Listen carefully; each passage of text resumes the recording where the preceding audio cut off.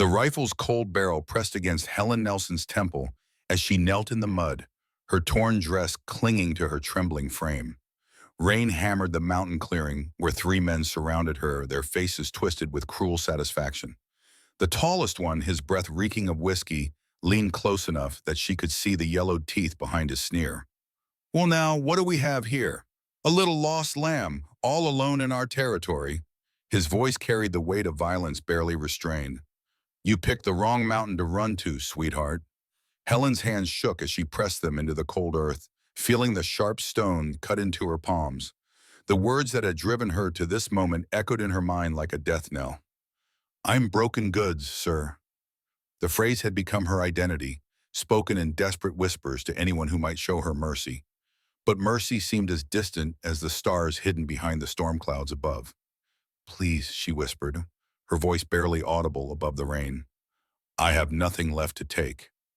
The men laughed, a sound that cut through the night like breaking glass. But their laughter died abruptly as a shadow emerged from the tree line. Tall and broad-shouldered, the figure moved with the silent precision of a predator. In the dim moonlight filtering through the clouds, Helen glimpsed a face carved from granite, eyes that held the coldness of winter storms, and hands that rested with casual confidence on the handles of two Colt revolvers. Evening, gentlemen. The stranger's voice was low, measured, carrying an authority that made the armed men shift nervously. Seems like you're having a disagreement with the lady. The leader of the three spun around, his rifle swinging toward the newcomer. This ain't your business, mountain man. Keep walking, and you might live to see morning. The stranger's lips curved into something that might have been a smile, but held no warmth. Funny thing about that, I've made it my business. His eyes never left the gunman as he spoke, but Helen felt the weight of his attention like a physical presence. Ma'am, you might want to close your eyes for what comes next. Before we see how this ends, tell us where you're watching from and hype this video in the comments. The storm that brought Helen to this moment began 3 months earlier when the last of her hope died with her husband in a mining accident that left her with nothing but debts and the cruel judgment of a town that had no use for a widow without means. The morning Thomas died, Helen had woken to find frost covering the windows of their small cabin like delicate lace. She remembered thinking how beautiful it looked, how the ice crystals caught the early light and threw tiny rainbows across their bedroom wall. She had reached for her husband's warmth, only to find his side of the bed cold and empty. The mine whistle had already blown, calling the men to another day of dangerous work in the depths of the mountain. That was the last morning she would wake without knowing the weight of true loss.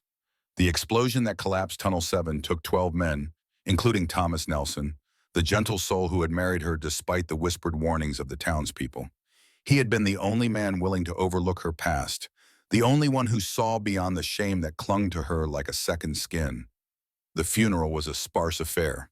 Reverend Matthew spoke the required words over the simple pine coffin, but Helen could feel the judgment radiating from the handful of mourners who attended. She was 23 years old, alone in a world that had little patience for women without protection, and burdened with debts that her husband's death benefits couldn't begin to cover. Mrs. Nelson, the voice belonged to Silas Crawford, the mine owner, a thin man with pale eyes and soft hands that had never known real work. He approached her as the last mourners departed, leaving her standing alone beside the fresh grave. I'm sorry for your loss, but we need to discuss your situation. Helen pulled her black shawl tighter against the mountain wind. What situation, Mr. Crawford? Your late husband owed the company store a considerable sum, nearly $200 by my accounting. Crawford's voice held no sympathy, only the cold calculation of a man accustomed to collecting debts. The cabin you are living in belongs to the mine. Company housing, you understand. $200 might as well have been $2,000. Helen's hands trembled as she processed the weight of his words. How long do I have? A week should be sufficient for you to make arrangements. Crawford adjusted his spectacles, studying her with the detached interest of a man examining livestock. Of course, there might be other arrangements we could discuss. A woman of your experience might find employment that would satisfy the debt. The implication in his words hit her like a physical blow. Helen's past had followed her to this mountain town, whispered in dark corners and spoken in hushed tones when she passed on the street. Fort Thomas, Before the brief respite of respectability that marriage had provided, she had done what desperate women did to survive. The shame of those days had never fully left her, and now Crawford was suggesting she return to that life. "I need time to think," she managed, her voice barely steady. Crawford tipped his hat with mock courtesy. "Of course, but don't take too long. There are others who might be interested in the cabin, and my patience has limits." As he walked away, Helen sank to her knees beside Thomas's grave, pressing her palms into the cold earth that covered the only man who had ever shown her genuine kindness. The mountain wind carried the scent of approaching snow, and she realized that winter was coming, whether she was ready or not. The week passed like a fever dream. Helen sold what few possessions she and Thomas had accumulated, but the money barely made a dent in the debt Crawford claimed. Each morning brought new humiliations as creditors appeared at her door, demanding payment for goods purchased on credit. The town's attitude toward her shifted from mere disapproval to open hostility, as if her widowhood had somehow made her previous shame more visible. On the seventh day, as she packed her few remaining belongings into a worn carpet bag, Mrs. Hartwell from the boarding house knocked on her door. The older woman's face was pinched with disapproval, but there was something that might have been pity in her eyes. "There's talk in town," Mrs. Hartwell said without preamble. "Crawford's been telling people you'll be working for him in a special capacity. Says he's willing to forgive the debt in exchange for certain services." Helen's stomach churned at the confirmation of what she had suspected. And what do people think of that arrangement? They think exactly what you'd expect them to think. Mrs. Hartwell's voice was sharp but not entirely unkind. "Some say it's fitting, given your past. Others say Crawford's taking advantage of a grieving widow. And what do you say?" Mrs. Hartwell was quiet for a long moment, studying Helen's face. "I say a woman's got to do what she can to survive. But I also say there might be other options if you're willing to look for them." "What kind of options?" "There's a settlement up in the high country. Folks there don't ask too many questions about a person's past, long as they're willing to work hard and pull their weight." Mrs. Hartwell glanced around the small cabin, her expression softening slightly. "It's a hard life, but it's honest, and it's away from men like Crawford." Helen felt a flicker of something she hadn't experienced in weeks. Not quite hope, but perhaps the distant possibility of it. "How would I get there?" "There's a trail that leads up through DeWittow's Pass. It's dangerous, especially this time of year, but it's the only way to reach the settlement without going through Crawford's territory." Mrs. Hartwell reached into her coat and pulled out a small bundle wrapped in oilcloth. "Food for the journey. It's not much, but it should get you started." Helen accepted the bundle with hands that shook with gratitude. "Why are you helping me?" Mrs. Hartwell's expression hardened again, but there was warmth in her eyes. "Because I've seen what men like Crawford do to women like you, and because every woman deserves a chance to start over, regardless of what she's done to survive." That night, as snow began to fall in earnest, Helen left the mining town behind. She walked through streets she had hoped never to see again, past houses where respectable families slept peacefully behind locked doors. The weight of her carpetbag seemed to grow heavier with each step, but she forced herself to keep moving. The trail to Widow's Pass began at the edge of town, marked by a weathered sign that warned travelers of the dangers ahead. Helen paused at the threshold between her old life and whatever lay ahead, feeling the weight of every choice that had brought her to this moment. The first night on the mountain nearly killed her. Helen had underestimated the brutal cold of the high country, and her thin coat provided little protection against the wind that howled through the peaks like a living thing. She found shelter in a shallow cave, huddling against the stone wall as snow accumulated at the entrance. In the darkness, with only the sound of the storm for company, Helen's mind wandered to the events that had shaped her life. She had been 17 when her father died, leaving her and her mother with nothing but a failing farm and a mountain of debt. Her mother had taken sick that first winter, and Helen had watched helplessly as the woman who had raised her wasted away from a combination of grief and consumption. Alone at 18, with no family and no prospects, Helen had made the choices that desperate young women made. She had sold the farm for a fraction of its worth and moved to the city, where she had learned that survival sometimes required sacrificing pieces of one's soul. The men who paid for her company were not cruel for the most part, but they were not kind either. They were simply men with needs and money, and she was a woman with nothing but her youth and a willingness to do what was necessary. It was during those dark years that she had first whispered the words that would haunt her. "I'm broken goods, sir." The phrase had started as a way to lower expectations, to prepare her customers for the reality of what they were purchasing. But somewhere along the way, it had become her truth, the defining statement of her worth as a human being. Thomas had found her in the city, working in a saloon that catered to miners and railroad workers.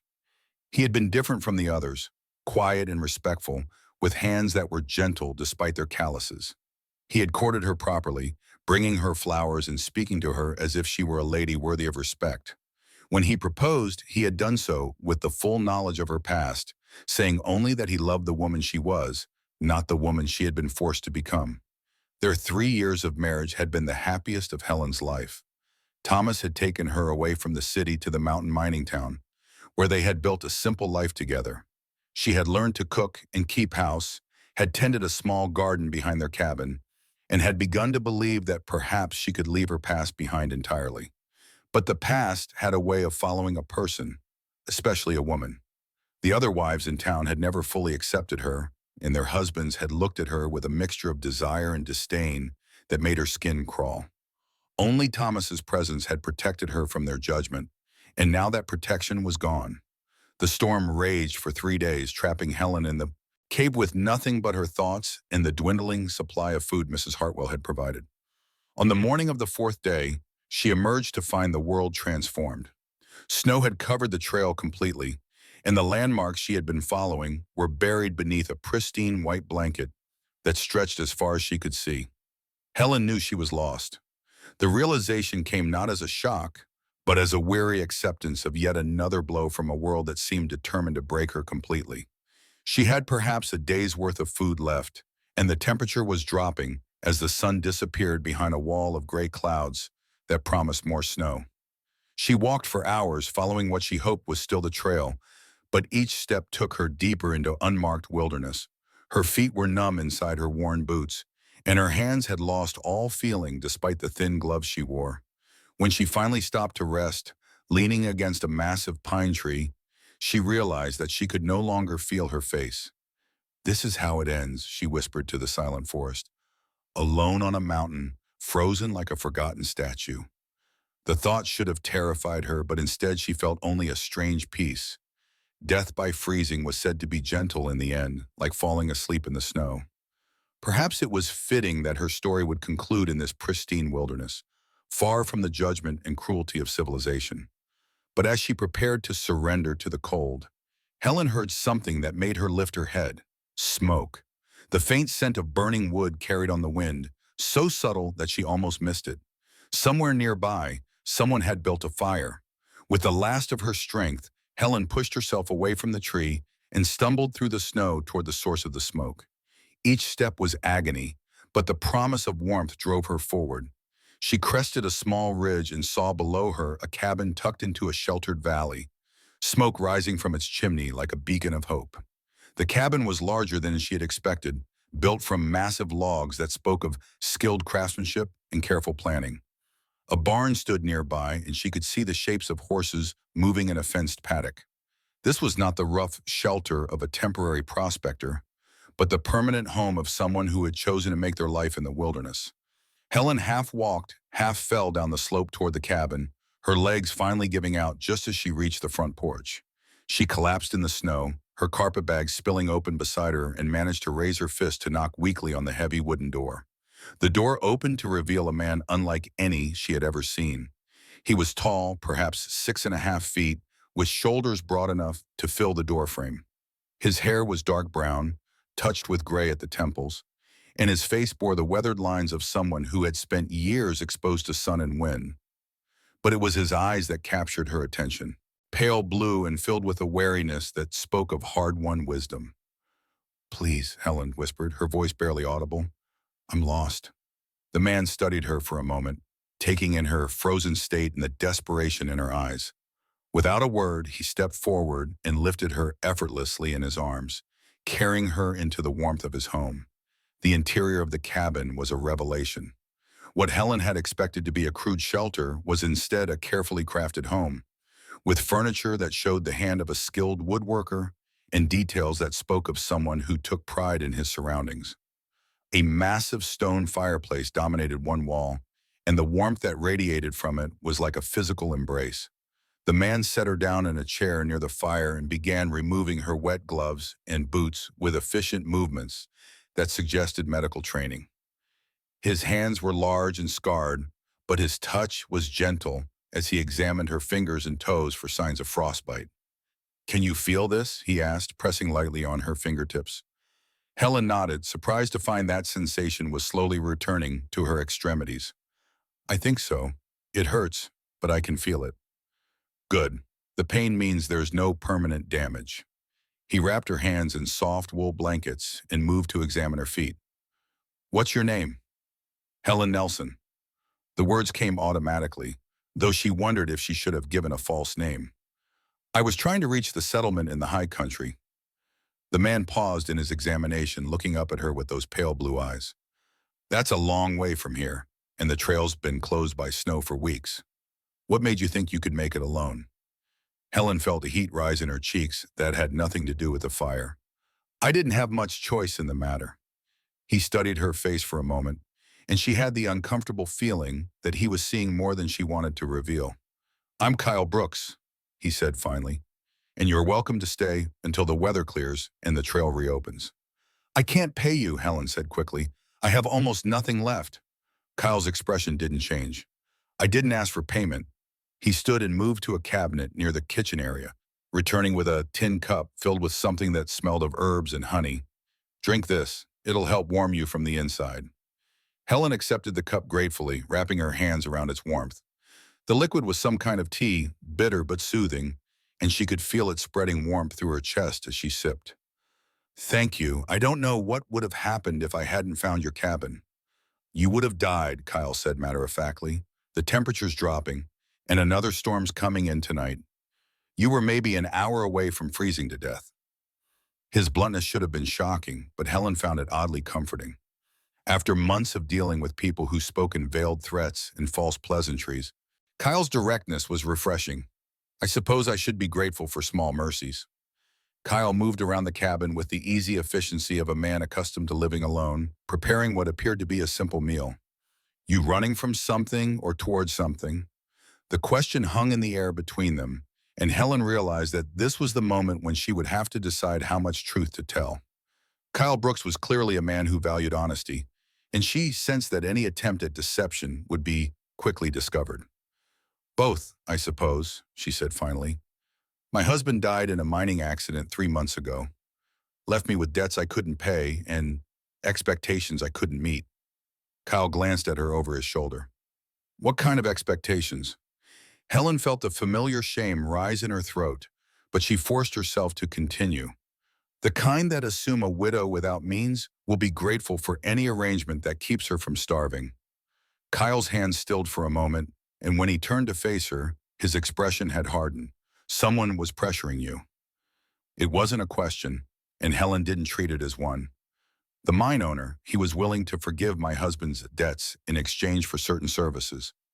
And you chose the mountain instead." "I chose to try to find a life where I could keep what little dignity I have left." Helen set down the teacup, her hands steadier now that warmth was returning to them. "Though I'm beginning to think dignity is a luxury I can't afford." Kyle was quiet for a long moment, stirring something in a pot over the fire. The silence stretched between them, but it wasn't uncomfortable. There was something about this man that invited honesty, a quality of stillness that suggested he had heard difficult truths before and had not been broken by them. "I knew a woman once," Kyle said finally, his voice so low that Helen had to strain to hear him. "She used to say something similar about being broken goods." Helen's breath caught in her throat. "What happened to her?" Kyle's shoulders tensed, and for a moment she thought he wouldn't answer. When he spoke, his voice carried the weight of old pain. "She died believing it was true. Died thinking she was worth less than nothing because of the things she'd been forced to do to survive." "I'm sorry." Kyle turned to face her, and Helen saw something in his eyes that she recognized, a depth of understanding that could only come from shared experience. The thing is, she was wrong, and so are you. Before Helen could respond, Kyle moved to the window and peered out at the darkening sky.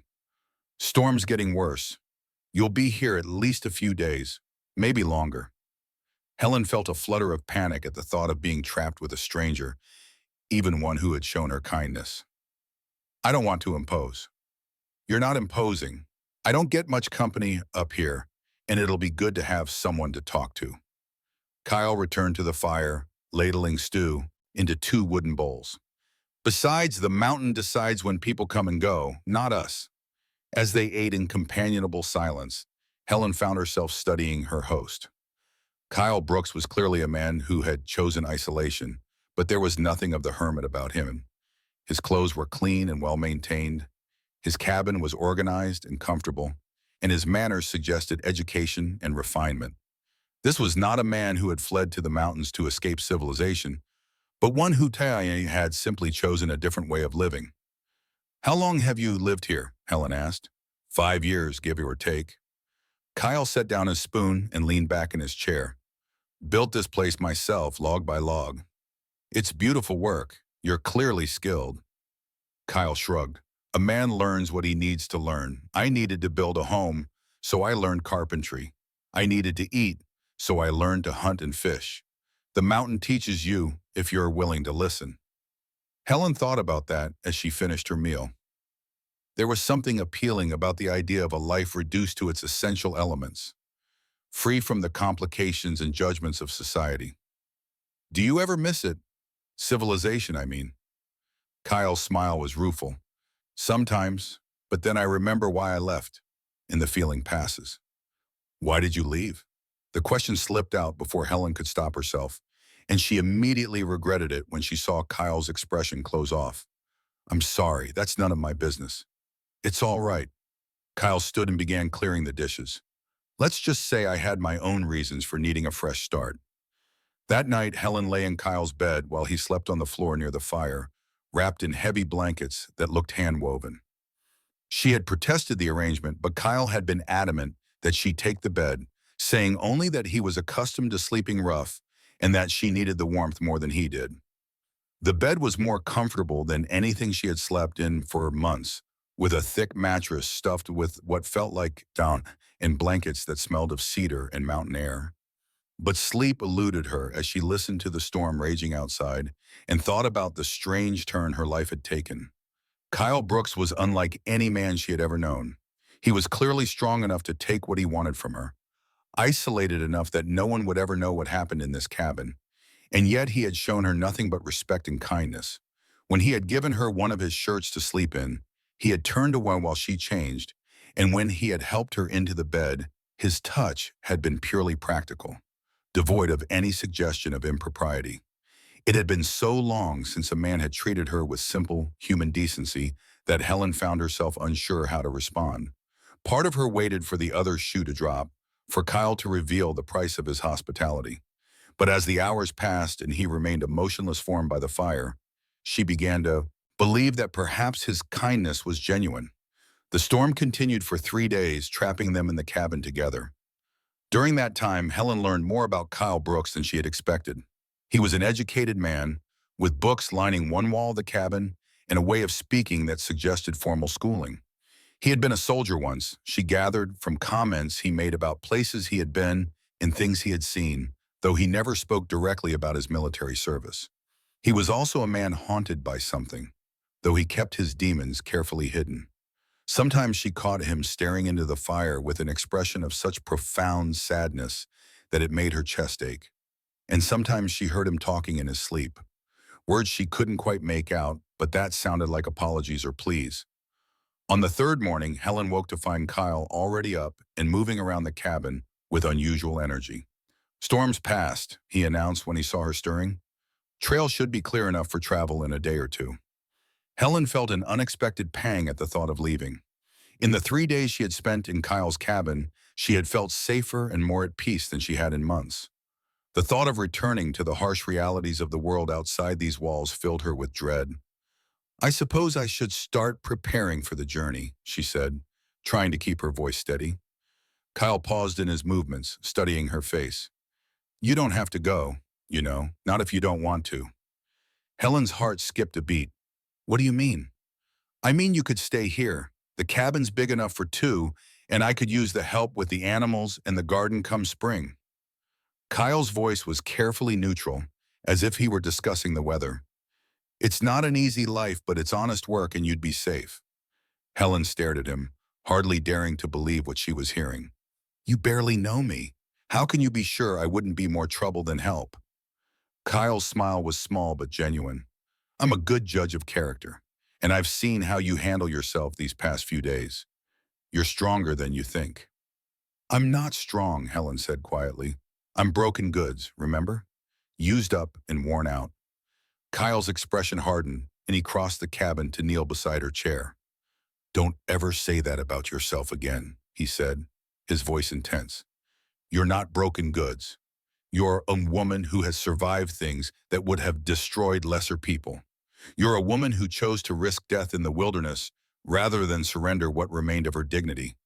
That's not broken. That's courage. Helen felt tears spring to her eyes at the conviction in his voice. How can you be so sure? Kyle was quiet for a moment, and when he spoke, his voice was barely above a whisper. Because I've been broken too. Really broken, in ways that don't show on the surface. And I know the difference between someone who's been damaged by life and someone who's been destroyed by it.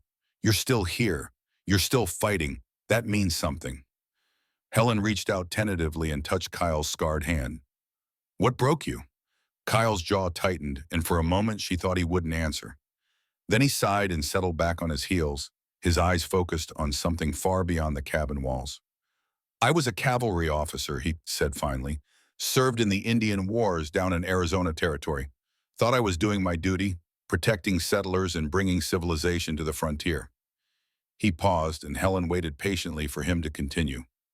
There was a village, Kyle continued, his voice flat and emotionless. Women and children mostly. Old men. The warriors were away on a hunt. My commanding officer said they were hostiles, said they'd been raiding settlements and killing innocents. Helen felt a chill that had nothing to do with the mountain air. We attacked at dawn. It was over in minutes. Kyle's hands clenched into fists. Afterward, when I was walking through the aftermath, I found a little girl hiding under her dead mother's body. She couldn't have been more than 5 years old, with these huge dark eyes that looked at me like I was a monster.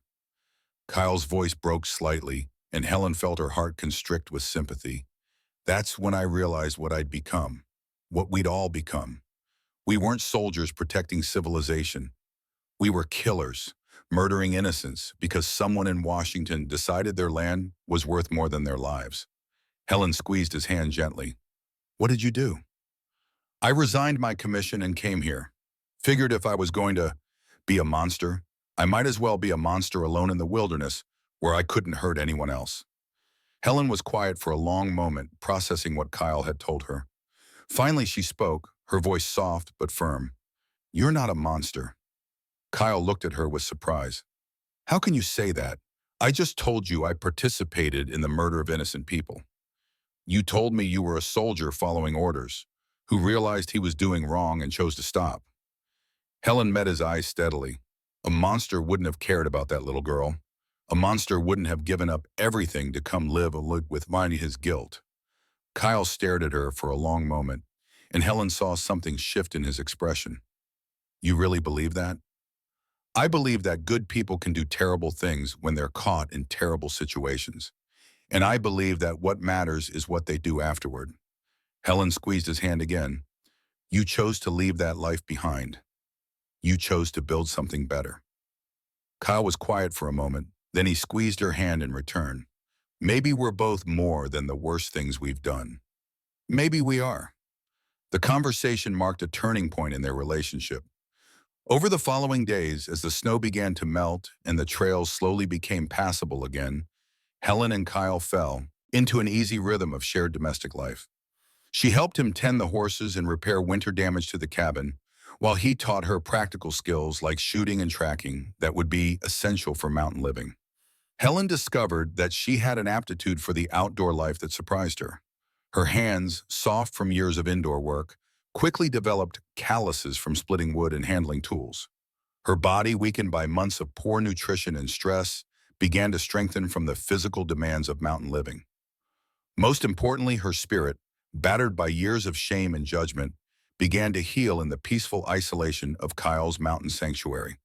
But even as she grew stronger and more confident, Helen was aware that their arrangement was temporary.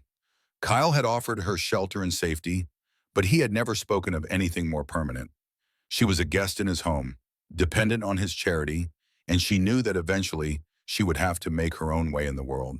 The question that haunted her was whether she wanted to leave at all.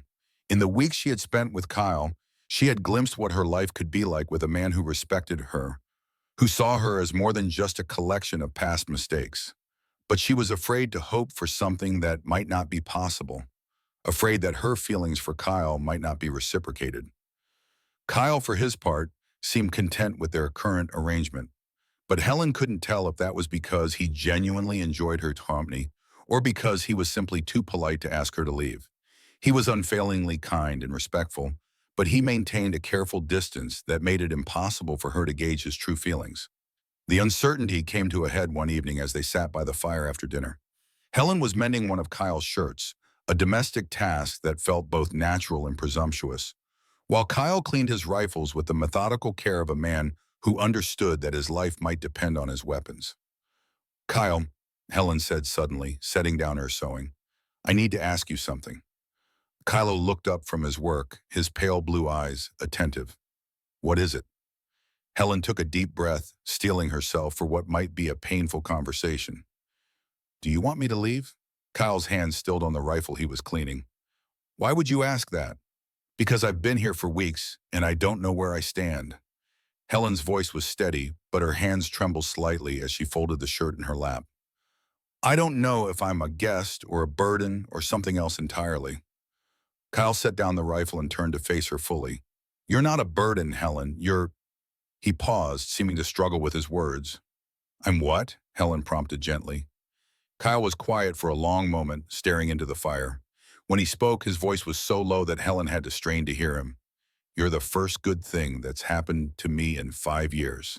Helen felt her breath catch in her throat. "Kyle." "I know I have no right to ask anything of you," Kyle continued, still not meeting her eyes. "I know you've been hurt by men who took advantage of your situation, and I don't want to be another one of them. But if you're asking whether I want you to stay, the answer is yes.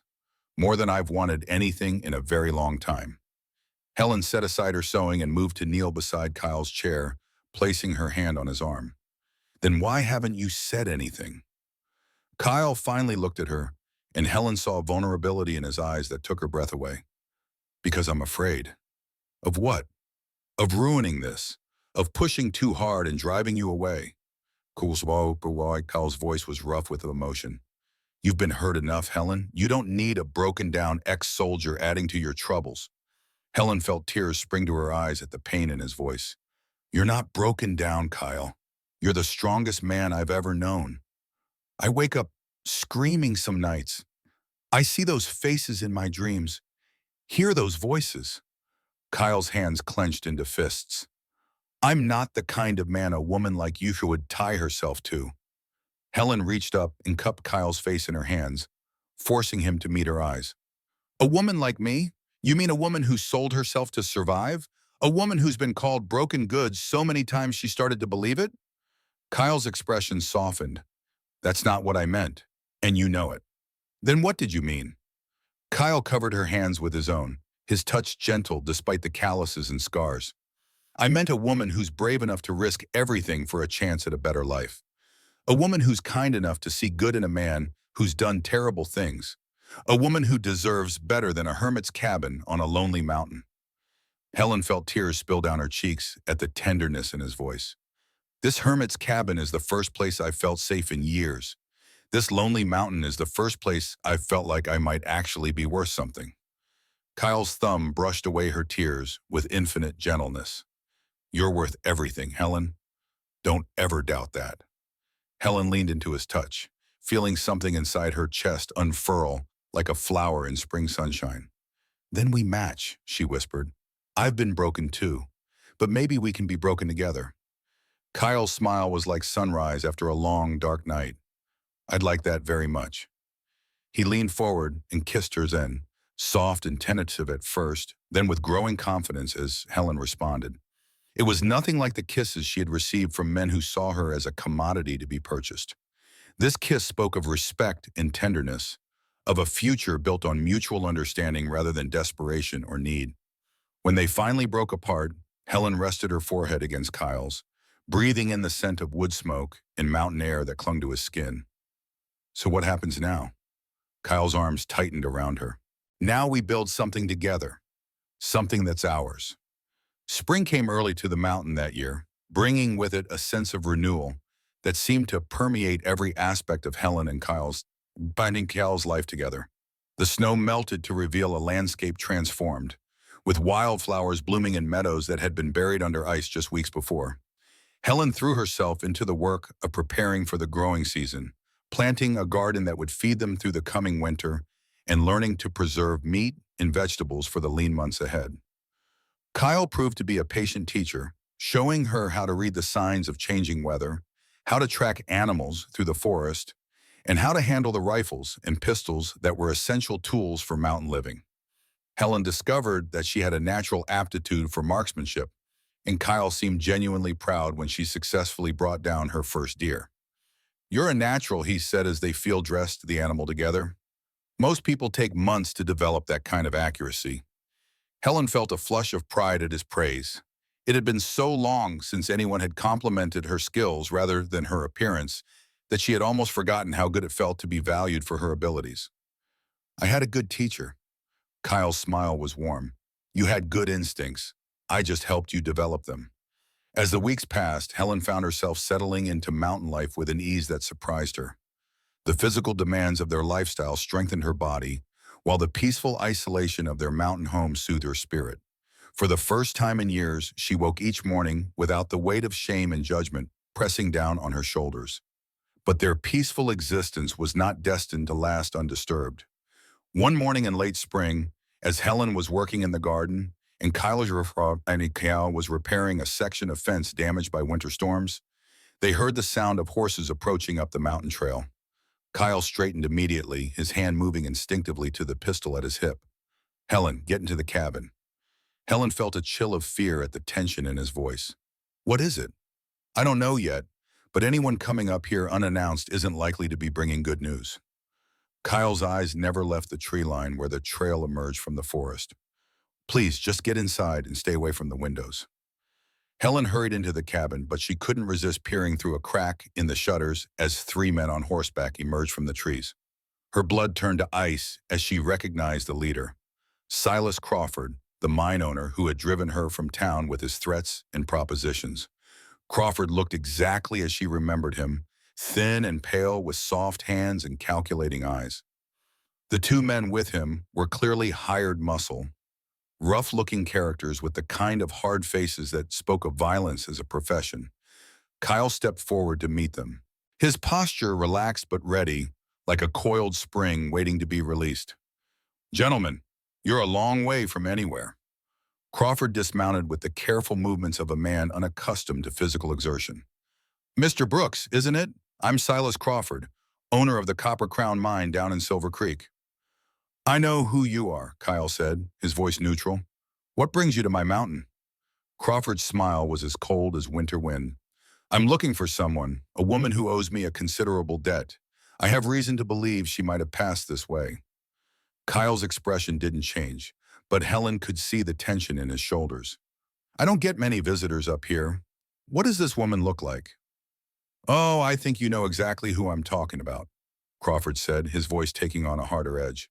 Helen Nelson, about 23 years old, dark hair, green eyes, pretty enough in a used sort of way.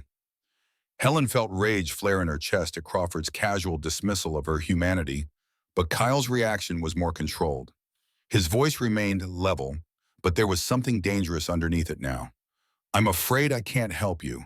I haven't seen anyone matching that description. Crawford's smile widened, but it held no warmth. Now, Mr. Brooks, I don't think you're being entirely truthful with me. You see, I've made some inquiries, and I know Mrs. Nelson was headed for the high country when she left town. This is the only cabin between Silver Creek and the settlement up north. Kyle shrugged. Then perhaps she didn't make it. The mountains can be dangerous for someone traveling alone. Perhaps, but I think we should search your cabin, just to be sure. Crawford gestured to his companions, who began to dismount. I'm sure you won't mind. Kyle's hand moved closer to his pistol. Actually, I would mind. This is private property, and you have no authority here. Crawford's expression hardened. I'm afraid I must insist. You see, Mrs. Nelson stole a considerable sum from me before she left town, and I intend to recover it. Helen knew that Crawford was lying. She had taken nothing from him except the opportunity to exploit her desperation. But she also knew that men like Crawford were accustomed to creating their own version of the truth, especially when it came to women who couldn't defend themselves. Even if that were true, Kyle said, his voice deadly quiet, you still have no right to search my home without a warrant. Crawford laughed, a sound like breaking glass. A warrant? Mr. Brooks, we're in the middle of nowhere. I am the law here. One of Crawford's men stepped forward, his hand resting on the butt of his gun. Boss says we search the cabin. We search the cabin. Kyle's stance shifted almost imperceptibly, and Helen recognized the change from her weeks of watching him practice with his weapons. He was preparing for violence. I'll give you one chance to get back on your horses and leave my property, Kyle said, his voice carrying the authority of a man accustomed to command. After that, things are going to get unpleasant. Crawford's face flushed with anger. You're making a mistake, Brooks. I have resources you can't imagine. I can make your life very difficult. Kyle's smile was sharp as a blade. You're welcome to Trom. The standoff stretched taut as a bowstring, with 3 armed men facing one, but Helen could see that Kyle was not intimidated. His years as a cavalry officer had taught him to assess threats quickly, and she could tell from his posture that he was confident in his ability to handle Crawford's men.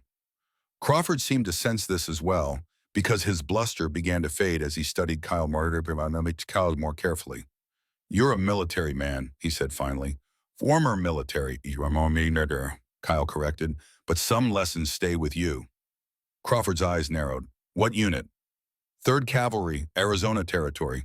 Kyle's voice carried a hint of warning. I learned to deal with men who thought they could back what they wanted through force. One of Crawford's men shifted nervously. Boss, maybe we should— Shut up, Hofire, Crawford snapped, but Helen could see that doubt was creeping into his expression. He was a man accustomed to intimidating shopkeepers and desperate widows, not trained soldiers. Here's what's going to happen, Kyle continued, his voice calm but implacable. You're going to get back on your horse and ride down this mountain. You're going to forget you ever heard of this cabin or anyone who might be staying here, and you're going to find someone else to harass. Crawford's face darkened with rage. You have no idea who you're dealing with, Brooks. I own half the territory between here and Denver. I can have the territorial marshal up here with a dozen deputies. Kyle's smile was cold. The nearest territorial marshal is 3 days' ride from here, and he'd need proof of a crime to justify coming up this mountain. Do you have proof, Crawford? Crawford's mouth worked soundlessly for a moment, and Helen realized that Kyle had trapped him. Any claim that she had stolen from him would require Crawford to admit that he had been trying to coerce her into prostitution, which would not reflect well on his reputation. Besides, Kyle continued, I know Marshal Thompson personally. We served together in Arizona. I think he'd be very interested to hear about a mine owner who chases widows into the wilderness to collect imaginary debts. Crawford's face went pale, and Helen could see that Kyle's words had hit home.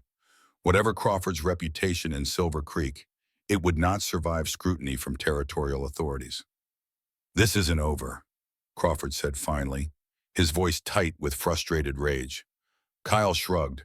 It is unless you want to make it something else entirely. Crawford stared at Kyle for a long moment, clearly weighing his options. Finally, he turned to his men with a curt nod. Mount up. We're leaving. When is the— 3 men climbing back onto their horses. Crawford looked directly at the cabin window where Helen was hiding. I know you're in there, Mrs. Nelson. This isn't finished between us. Kyle stepped into Crawford's line of sight, blocking his view of the cabin. It is finished. Don't come back to my mountain. Crawford spurred his horse viciously, and the three men rode back down the trail at a pace that spoke of retreat rather than tactical withdrawal. Helen watched from the window until they disappeared into the trees, then rushed outside to where Kyle stood watching their departure. Are they really gone? She asked, her voice shaking with residual fear. Kyle nodded, but his expression remained grim. For now, but Crawford's not the type to give up easily. He'll be back, probably with more men. Helen felt her heart sink. Then I should leave. I won't have you put in danger because of my problems. Kyle turned to her with an expression of fierce determination. You're not going anywhere. This is your home now, and I'll be damned if I let a worm like Crawford drive you away from it. Helen felt tears spring to her eyes at the conviction in his voice. Kyle, you don't understand. Crawford has resources, connections. He can make life very difficult for you. Kyle's smile was grim but confident. Let him try. I've dealt with worse than Silas Crawford. Helen wanted to believe him, but she had seen what Crawford was capable of when he set his mind to destroying someone. What if he comes back with the territorial marshal? What if he fabricates evidence that I stole from him? Kyle took her hands in his grip strong and reassuring. Then we'll deal with that when it happens. But I won't let him take you, Helen. I won't let anyone take you. Helen searched his face, seeing the absolute determination there. Why? Why are you willing to risk so much for me? Kyle was quiet for a moment, his thumb tracing gentle circles on the back of her hand. Because you're the best thing that's ever happened to me. Because for the first time in 5 years, I wake up in the morning and feel like my life has meaning. Because I love you. Helen's breath caught in her throat. It was the first time either of them had spoken the word love, though it had been growing between them for weeks. Kyle, I know it's too soon, Kyle said quickly. I know you might not feel the same way, but I needed you to know, especially now. Whatever happens with Crawford, whatever we have to face, I want you to know that you're loved. Helen felt tears spill down her cheeks as she reached up to cup Kyle's face in her hands. I love you too, she whispered. I've loved you for weeks, but I was afraid to say it. Kyle's smile was like sunshine breaking through storm clouds. Then we'll face whatever comes together. Helen stood on her toes to kiss him, pouring all of her love and gratitude into the contact. When they broke apart, she rested her forehead against his, drawing strength from his solid presence. What do we do now? She asked. Kyle's expression grew thoughtful. Now we prepare. Crawford will be back probably within a few days. When he comes, we need to be ready. Helen felt a chill at the certainty in his voice. What kind of preparation? Kyle's smile was sharp. The kind that ensures Crawford understands that threatening what's mine is a very dangerous mistake. Kyle spent the next 2 days turning their peaceful mountain home into a fortress.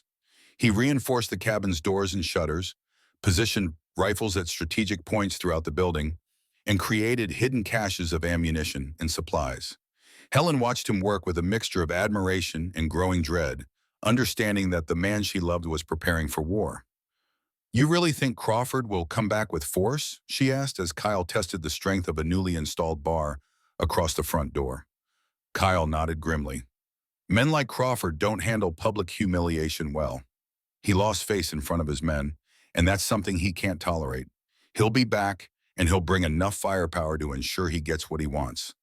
Helen felt her stomach clench with fear. Maybe I should just go with him. End this before anyone gets hurt. Kyle's hand stilled on the door bar, and when he turned to face her, his eyes were blazing with fierce protectiveness. Don't ever say that again. You're not going anywhere with that bastard. But if people get killed because of me, Kyle crossed the cabin in 2 quick strides and took her by the shoulders, his grip firm but gentle. Listen to me, Helen. What Crawford wants to do to you is wrong. It's evil, and good people don't surrender to evil just to avoid a fight. Helen searched his face, seeing the absolute conviction there. You really believe that? I've seen what happens when good people refuse to stand up to bullies like Crawford. I've seen innocent people suffer because someone decided their peace was more important than doing what's right. Kyle's voice carried the weight of hard experience. I won't make that mistake again. Helen thought about the little girl Kyle had told her about, the child who had hidden under her dead mother's body while soldiers destroyed her village. She understood now that this was about more than just protecting her. This was Kyle's chance to be the man he wished he had been all those years ago. "What can I do to help?" she asked. Kyle's expression softened with pride. "You can watch the south approach while I cover the north. Crawford will probably try to come at us from multiple directions, and we need to see them coming." Helen nodded, accepting the rifle Kyle handed her with steady hands. She had become proficient with firearms over the past weeks, and the weight of the weapon in her hands felt natural now. They didn't have to wait long. On the third morning after Crawford's first visit, Helen spotted movement in the trees on the southern slope. She counted at least 6 men making their way up the mountain, moving with the careful stealth of hunters stalking dangerous prey. "Kyle," she called softly, "they're coming from the south. 6 men, maybe more." Kyle appeared at her side, studying the approaching figures through a pair of field glasses. "I see them, and there are 4 more coming up the north trail." Helen felt her mouth go dry. 10 men? Kyle's expression was grim, but not afraid. "Crawford's not taking any chances this time." As the men drew closer, Helen could see that they were well armed and moved with the coordination of experienced fighters. These were not the soft townsmen Crawford usually employed, but professional gunmen hired for this specific job. "Helen," Kyle said quietly, "when the shooting starts, I want you to stay low and only fire if you have a clear shot. Don't waste ammunition and don't take unnecessary risks." Helen nodded, her hands steady on her rifle despite the fear coursing through her veins. "What about you?" Kyle's smile was sharp and dangerous. "I'm going to remind these gentlemen why attacking a cavalry officer's position is a bad idea." The attack began at dawn with Crawford's men opening fire from multiple positions around the cabin. Kyle had chosen their defensive positions well, and the thick log walls of the cabin provided excellent protection from the incoming rounds. Kyle moved through the cabin with the fluid grace of a trained soldier, firing carefully aimed shots from different windows to give the impression that they had more defenders than they actually did. Helen watched him work with a mixture of awe and terror, seeing for the first time the warrior that Kyle had once been. "There," Helen called out, spotting a gunman trying to work his way closer to the cabin. "Behind the big pine tree." Kyle swung his rifle toward the target and fired in one smooth motion. The gunman pitched forward with a cry of pain, clutching his shoulder. The battle raged for what felt like hours, but was probably only minutes. Crawford's men were skilled, but they were attacking an entrenched position defended by someone who understood both tactics and terrain. Kyle used every advantage the mountain offered, forcing the attackers to expose themselves to his fire while remaining safely hidden behind the cabin's walls. Finally, Crawford himself appeared at the edge of the clearing, using a wounded man as a human shield. "Brooks," he shouted, "this ends now. Send out the woman, and my men will withdraw." Kyle appeared at the front window, his rifle trained on Crawford's position. "Counteroffer, Crawford. You and your men leave my mountain right now, and I won't kill every last one of you." Crawford's face twisted with rage. "You're outnumbered 10-1. You can't hold out forever." Kyle's laugh was cold and confident. "I don't need forever. Just long enough for my friends to arrive." Crawford frowned. "What friends?" As if summoned by Kyle's words, the sound of approaching horses echoed from the north trail. A moment later, 6 riders appeared at the edge of the clearing, their weapons drawn and ready. Helen recognized the lead rider as an older man with a marshal's badge pinned to his coat. "Marshal Thompson!" Kyle called out cheerfully. "Glad you could make it." Crawford's face went white as he recognized the territorial marshal. "Thompson, what are you doing here?" Marshal Thompson dismounted with the careful movements of an experienced lawman, his hand resting casually on his pistol. "Investigating reports of an armed assault on a private citizen, Mr. Crawford. Care to explain why you and your men are shooting up Mr. Brooks's property?" Crawford's mouth worked soundlessly for a moment as he tried to formulate an explanation that wouldn't incriminate him. "This is a civil matter, Marshal. I'm attempting to recover stolen property." Thompson's expression was skeptical. "What kind of stolen property requires 10 armed men to recover?" "Mrs. Nelson stole money from me before she left Silver Creek," Crawford said desperately. "I have witnesses." Thompson looked toward the cabin where Helen had appeared at Kyle's side. Mrs. Nelson, would you care to respond to these allegations? Helen stepped forward, her voice clear and strong. Mr. Crawford is lying, Marshall. I never stole anything from him. He's angry because I refused his proposition to work for him as a prostitute in exchange for forgiving my late husband's debts. Thompson's expression darkened as he turned back to Crawford. Is that true, or are you saying that he... Crawford's face flushed with rage and embarrassment. She's lying. She's a whore and a thief. Thompson's hand moved to his pistol. Mr. Crawford, I'm placing you under arrest for assault with intent to commit bodily harm, trespassing on private property, and attempted kidnapping. Crawford backed away, his eyes wild with desperation. You can't arrest me. I own half this territory. Thompson's smile was cold. Not anymore, you don't. The aftermath of the failed assault on Kyle's cabin marked the beginning of a new chapter in Helen and Kyle's life together. Crawford was taken back to Silver Creek in chains, along with the surviving members of his hired gang. The wounded were treated by the territorial marshal's men, and statements were taken from all parties involved. Marshal Thompson proved to be exactly the kind of lawman Kyle had claimed he was. Honest, thorough, and completely unsympathetic to men who used wealth and position to prey on the vulnerable.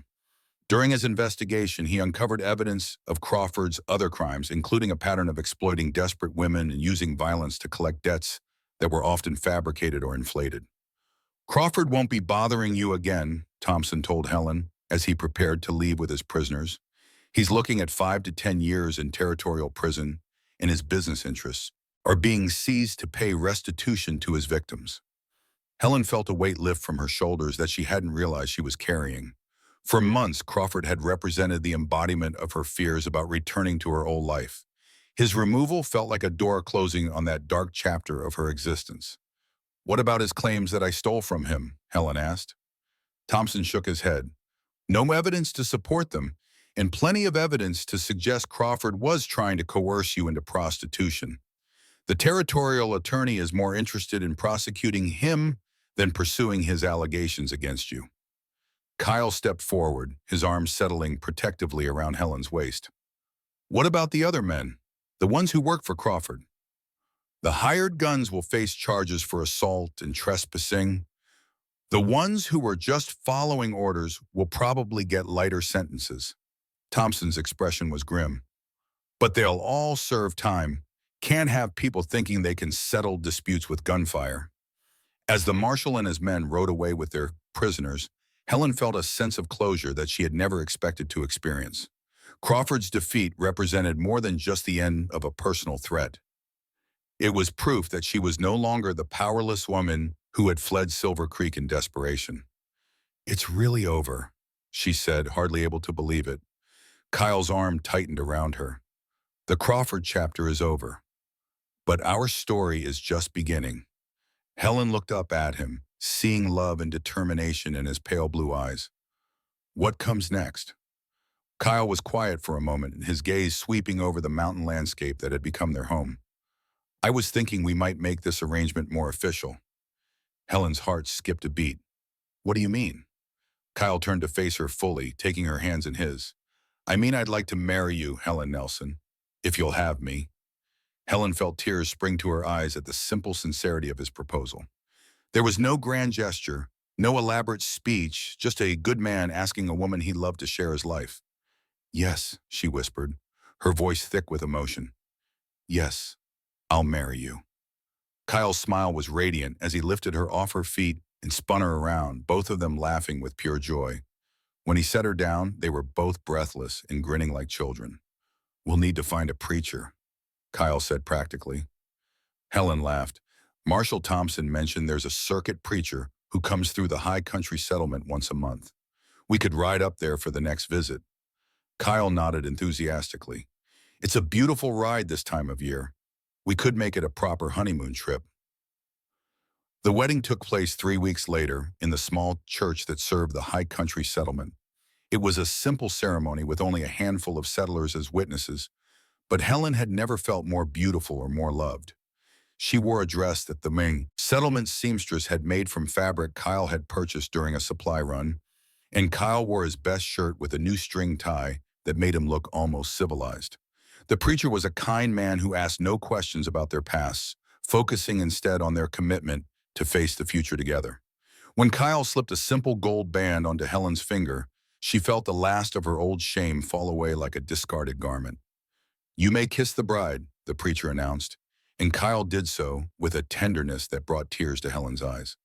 The settlement threw them a modest celebration that evening, with fiddle music and dancing under the stars. Helen found herself swept into the warmth of a community that accepted her without question, judging her only by the woman she was now, rather than the woman she had been forced to become. As she danced with her new husband under the mountain stars, Helen reflected on the journey that had brought her to this moment. 6 months ago, she had been a desperate widow fleeing into the wilderness with nothing but the clothes on her back and the conviction that she was broken beyond repair. Now she was Helen Brooks, wife to a good man, member of a community that valued her contributions, an owner of skills and confidence she had never imagined possessing. The transformation seemed miraculous, but she understood now that it had been built through countless small choices, each one leading her further away from the woman who had whispered, "I'm broken goods," and closer to the woman who could stand tall and proud in her husband's arms. "What are you thinking about?" Kyle asked as they swayed to the music. Helen smiled up at him. "I'm thinking about how wrong I was." "About what?" "About being broken goods, about being used up and worthless." Helen's voice was strong and clear. "I was never broken, Kyle. I was just bent by circumstances beyond my control. And bent, things can be straightened." Kyle's eyes shone with pride and love. "You straightened yourself, Helen. I just provided a safe place for you to do it." Helen shook her head. "We straightened each other. You were just as lost as I was when I stumbled into your cabin that night." Kyle considered this, then nodded slowly. "Maybe that's what love is. Two broken people helping each other heal." "Maybe it is." The first year of their marriage passed like a dream. Helen threw herself into mountain life with an enthusiasm that surprised even Kyle, learning to hunt and fish, to preserve food for the winter months, and to handle the practical challenges of living in isolation. She discovered that she had a talent for healing, using knowledge passed down from her mother to treat injuries and illnesses among the scattered families of the high country. Kyle, meanwhile, seemed to find peace in their shared life that he had never achieved in solitude. The nightmares that had plagued him for years became less frequent, and Helen often woke to find him sleeping peacefully beside her, his face relaxed in a way that spoke of deep contentment. Their cabin became a refuge for others as well. Word spread through the high country about the couple who would offer shelter to travelers, medical care to the injured, and a fair hearing to those fleeing their own troubled pasts. Helen found deep satisfaction in being able to offer others the same kind of sanctuary that Kyle had provided for her. One autumn evening, as they sat by the fire after a day spent helping a neighbor repair storm damage to his barn, Helen made an announcement that would change their lives once again. "Kyle," she said, setting down her sewing with hands that trembled slightly, "I have something to tell you."